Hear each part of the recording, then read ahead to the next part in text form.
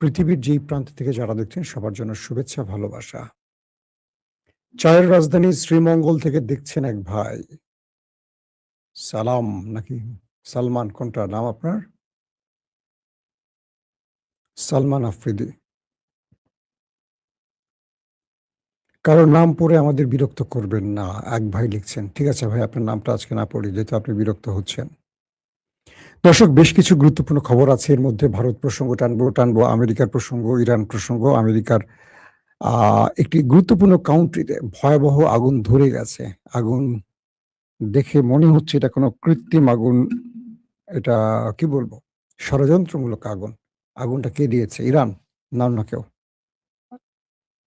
পাশাপাশি ওমান সাগরে আমেরিকার একটি জাহাজ আটক করে ফেলেছে একটা কমান্ডো স্টাইলে আইআরজিসি, ইরানের যে নেভি শাখা আছে সেই নেভি শাখা।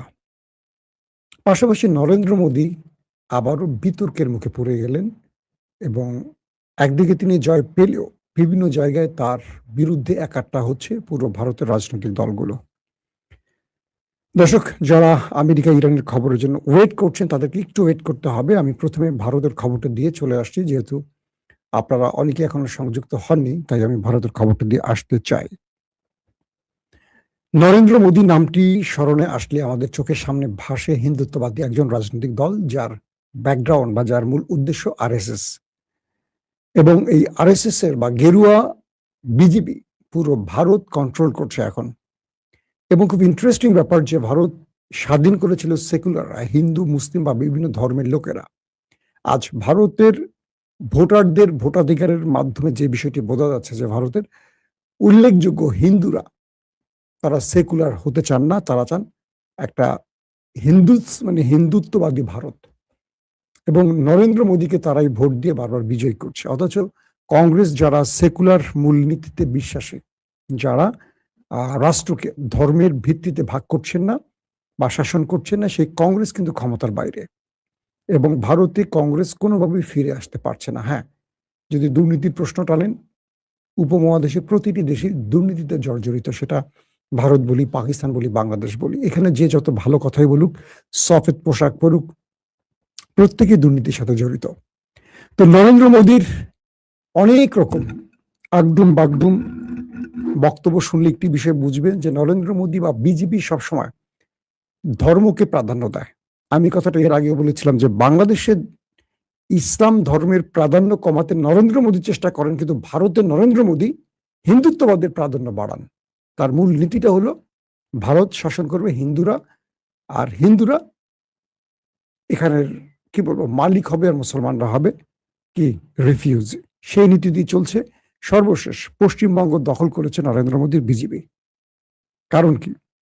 তৃণমূল খুব বেশি ভালো বা খারাপ সে বিশ্লেষণে না যায়, কিন্তু তৃণমূলের চেয়েও কি বিজেপি ভালো, এই প্রশ্নটা করাই যায়। এবং বিজেপি জেতার পর পশ্চিমবঙ্গে জয় শ্রীরাম স্লোগানে যা হচ্ছে, মসজিদের ভেতরের দৃশ্যগুলো দেখছি, নামাজের সময় তারা সেখানে মারধর করছে, নামাজি মুসলিমদের বিভিন্ন রকম পুজোর বাদ্যযন্ত্র বাজিয়ে বিরক্ত করছে, নানান রকম টর্চার শুরু হয়ে গেছে। এই দৃশ্যগুলো দেখতে পাবেন। তৃণমূলের পার্টি অফিস নেতাদের উপর মারধর, অপমান, অবদস্থ, জ্বালা অপহরণ নারীদের উপর চলছে। মানে দাঙ্গা হলে যা হয়, ভারতের বিজেপি সেইভাবেই এখন পুরো কি বলবো পশ্চিমবঙ্গকে তার দখলে নিয়ে সেই অরাজকতা চালাচ্ছেন। আচ্ছা, বিজেপির যে ব্যক্তি ক্ষমতায় বসছেন বা মুখ্যমন্ত্রী হয়েছেন, শুভেন্দু অধিকারী, এই ব্যক্তি কিন্তু 5 বছর ছিল তৃণমূলের নেতা। দেখেন, নরেন্দ্র মোদী আর শেখ হাসিনার মধ্যে একটা দুর্দান্ত মিল আছে, খুব চমৎকার। এরা দাদা দিদিদের কি মিল, আমি একটু ভিডিও আকারে আপনাদের দেখাবো এখন। শুভেন্দু অধিকারী, যিনি তৃণমূলের সেকেন্ড ম্যান ছিল, নরেন্দ্র মোদী কি বলে মমতা দিদির সেকেন্ড ম্যান ছিল তৃণমূলে, 5 বছর তার সাথে রাজনীতি করেছেন। পরবর্তী তিনি অভিমান করে চলে গেছেন, অনেকে বলে, আসলে বিষয়টা তা না। তিনি তৃণমূলে থাকা অবস্থা, এই যে শুভেন্দু অধিকারী, যিনি এখন মুখ্যমন্ত্রী পশ্চিমবঙ্গের বিজেপি থেকে নির্বাচিত, যিনি বারবারই উল্টাপাল্টা কথা বলছেন, আসেন তার একটা বক্তব্য শুনে আসি, তিনি কি টাইপের কথা বলতে পারেন আমরা এক নজর শুনে আসি। শাহজাহানের নাম মুছব, আমরা বিজেপি এলে বাবরের নাম মুছব, হুমায়ুনের নাম মুছব, জাহাঙ্গীরের নাম মুছবো, আকবরের নাম মুছবো, শাহজাহানের নাম মুছবো। কোন মোগল পাঠানের নাম লিখতে দেব না। যদি কোথাও লেখা থাকে ভালো করে পুজবো মুছবো। ভোটের আগে এই কথাটা বলেছিলেন শুভেন্দু অধিকারী, আর তাতে করে ভারতের হিন্দুরা মানে পশ্চিমবঙ্গে তাকে ভোট দিয়েছেন। কারণ এই উপমহাদেশের ভারতের মতো বিশাল অঞ্চল মোগলরা শাসন করেছে, 1-2 দিন না, শত বছর ধরে। বিশাল ইতিহাস তাদের। পুরো ভারতবর্ষের আজকের যে অবস্থা, উন্নত ভারত বলি বা যত স্মৃতির জায়গা আছে ভারতের, যে আজকে পুরো পৃথিবীতে তার অবস্থান, তার নেপথ্যে ছিল মুসলমানদের অবদান। তো তিনি বিজেপি ক্ষমতায় আসলে পশ্চিমবঙ্গে পুরো মোগলদের সবকিছু মুছবেন, তাদের নাম টাম সব মুছে ফেলবেন। তার বক্তব্যে আপনারা শুনলেন কিভাবে একজন রাজনৈতিক দলের ব্যক্তি মুসলমানদেরকে মানে ধর্মকে বিভক্ত করে এবং জাতিকে বিভক্ত করে। এই বিভক্তির বক্তব্য দিয়ে তিনি কিন্তু নির্বাচিত হয়েছেন। তার মানে হলো পশ্চিমবঙ্গে, আমি যদি একদম সহজ বাক্যে বলি, ভারতবর্ষে নরেন্দ্র মোদী টিকে আছে বিভক্তির সুর দিয়েই। তার মানে ভারতের হিন্দুত্ববাদীরা সবসময় মুখে সেকুলার বলুক আর যাই বলুক, বাংলাদেশের ফিফথ কলামের মতো, হাসিনা গ্রুপের মতো বা হাসিনা মদতদাতাদের মতো, তারা কিন্তু আসলে ভেতরে হিন্দুত্ববাদী লালন করে। আসেন তার একটা এই ব্যক্তির একটা দুর্দান্ত চুরির ভিডিও আপনাদের দেখায়। তিনি কিভাবে চুরি করেন দেখেন।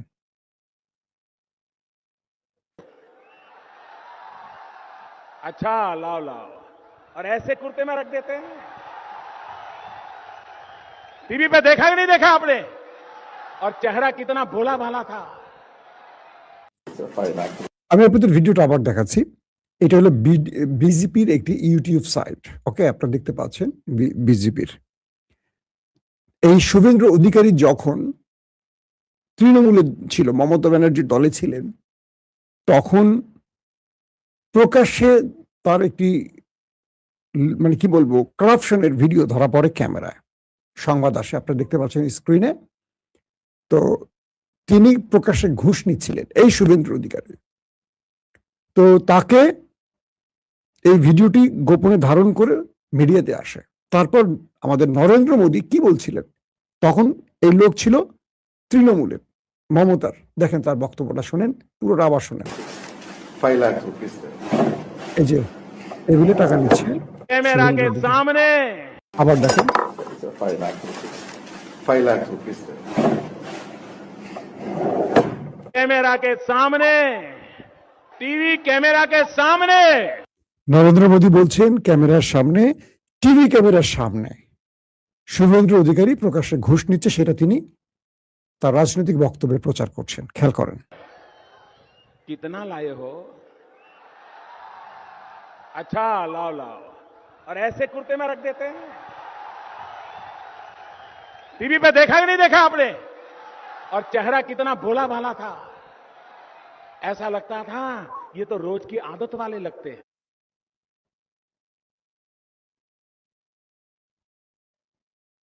এখন আপনারা যে ভিডিওটা দেখলেন, কি বুঝলেন?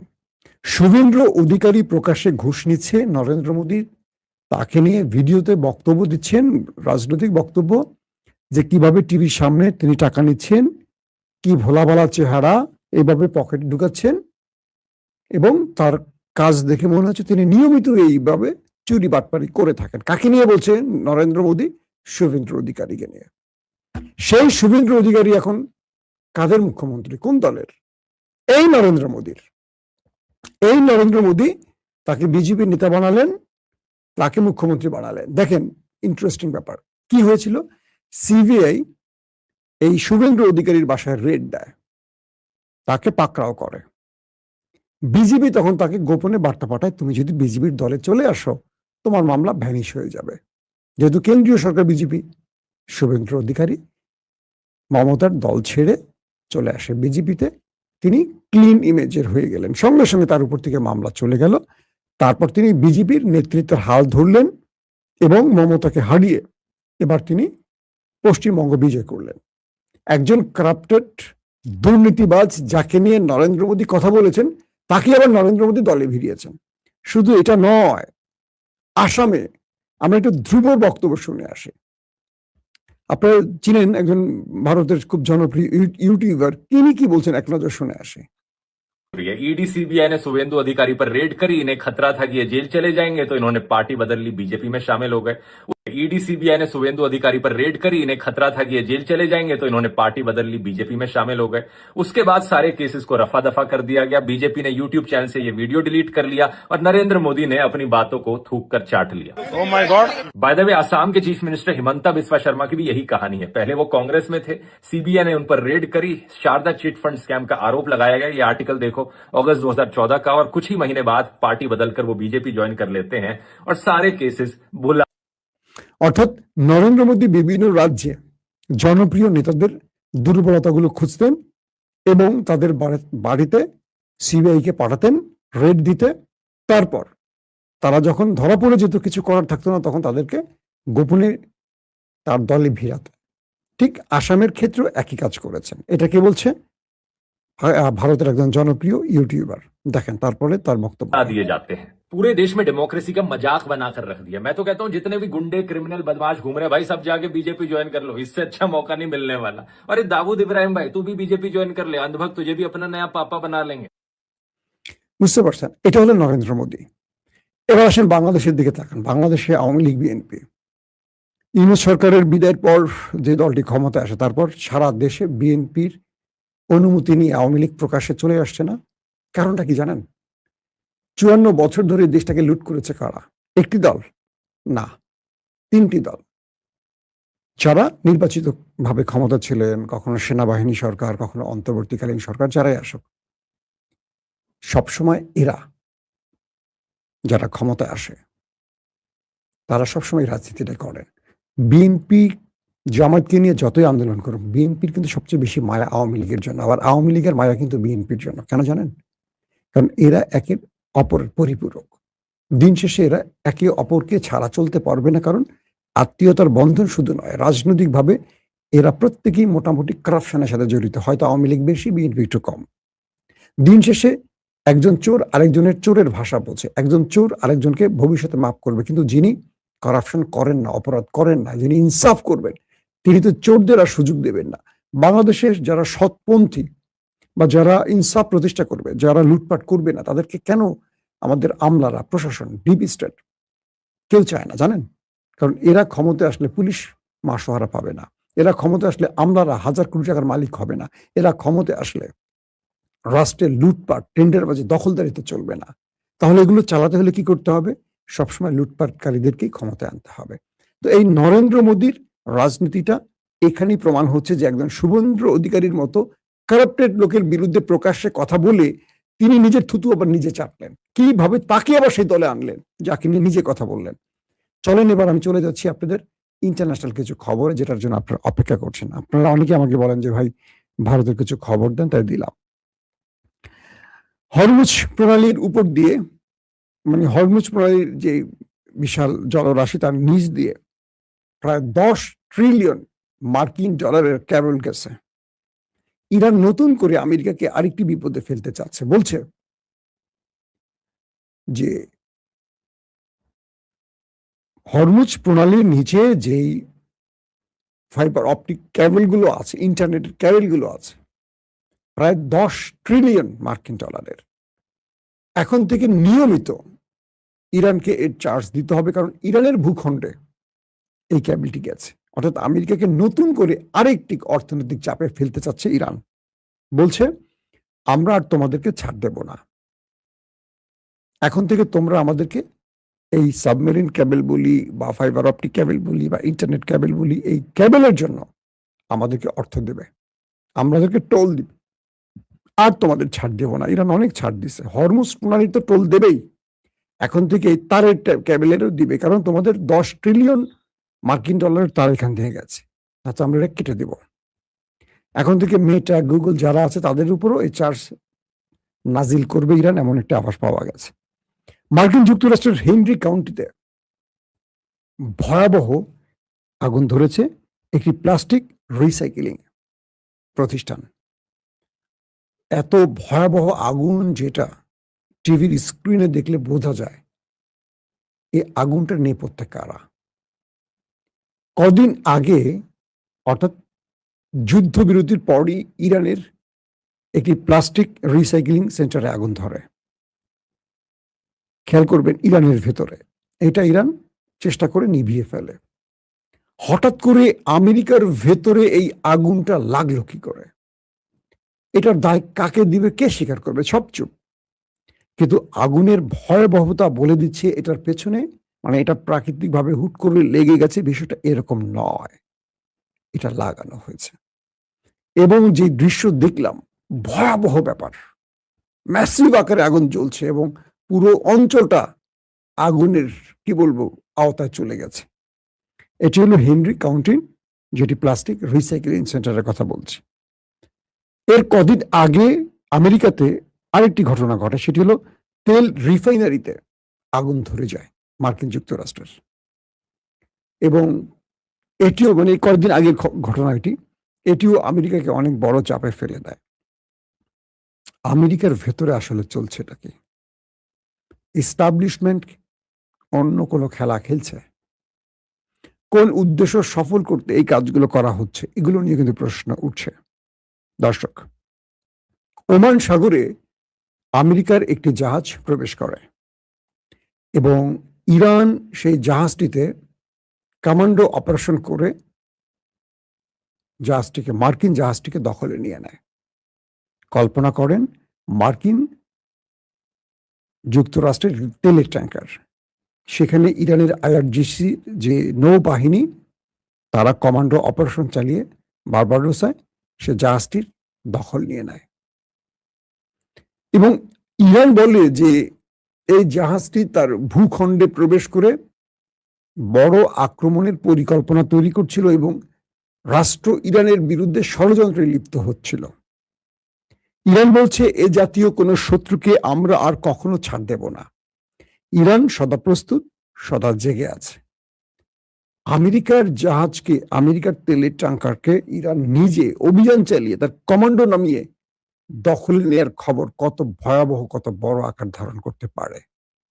দ্বিতীয়ত, এবার ইরান ঘোষণা দিয়েছে যদি ইরানের কোনো তেলের জাহাজে, বাণিজ্যিক জাহাজে হামলা হয়, ইরান আমেরিকার গালফ কান্ট্রিতে যে ঘাঁটিগুলো রয়েছে, সামরিক ঘাঁটি, সেখানে লক্ষ্য করে অ্যাটাক করবে। অর্থাৎ এতদিন ইরান যেটা বলতো যে আমাদের জাহাজে আক্রমণ করলে আমরা তোমাদের জাহাজে আক্রমণ করব, এখন ইরান সেখান থেকে আরো কয়েক ধাপ সামনে গিয়ে বলছে যদি হরমুজে বা জলপথে ইরানের কোনো তেলের ট্যাঙ্কার বা বাণিজ্যিক জাহাজে আমেরিকা হামলা করে, তাহলে ইরানের নেক্সট টার্গেট কোনো জাহাজ হবে না, গালফ কান্ট্রিতে, যেটা আরব রাষ্ট্রের কথা বলছি, তাদের ভেতরে যে মার্কিন ঘাঁটিগুলো আছে, সেনা ঘাঁটি, সেখানে আক্রমণ করা হবে। তার মানে কি, যুদ্ধ আবার লেগে যাচ্ছে, মোটামুটি কনফার্ম। কারণ আমেরিকার ঘাঁটিতে ইরানের আক্রমণ মানে যুদ্ধ লেগে যাওয়া, আর ইরান যেটা বলছে সেটা কিন্তু করছে। এখন আমেরিকা কি করবে? ইরানের কোনো জাহাজে আক্রমণ করবে? যদি করে বসে, তাহলে ইরান তার কথা রাখতে মার্কিন সেনাবাহিনীর ঘাঁটিতে আক্রমণ করবে। এক বাক্যে বলতে পারি, যুদ্ধ শুরুর আভাস আবারও চলে আসছে।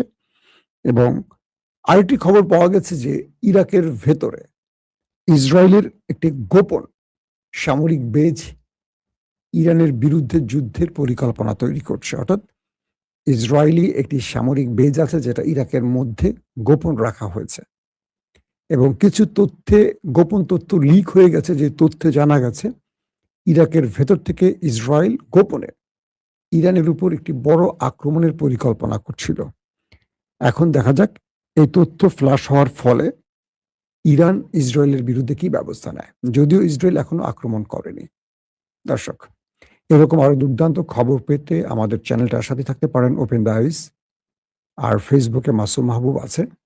আর বিশেষ এক্সক্লুসিভ যে ভিডিওগুলো, ভিডিও সহকারে, শুধু আপনারা আমাকে দেখবেন, বিষয়টা এরকম না, দুর্দান্ত ভিডিও সহকারে ডকুমেন্টারি স্টাইলে কিছু ভিডিও আমরা প্রেজেন্ট করতে চাই। সেটার জন্য আমাদের ওপেন ভিউ নামের একটি চ্যানেল নতুন করে ক্রিয়েট করা হয়েছে, আপনারা চাইলে সেখানে দেখতে পারবেন। আজ রাতে আমরা বিজয় থালাপতিকে নিয়ে একটি এক্সক্লুসিভ প্রোগ্রাম আপনাদের দেখাবো। এখনকার মতো বিদায় নিচ্ছি, প্রত্যেকে ভালো থাকবেন।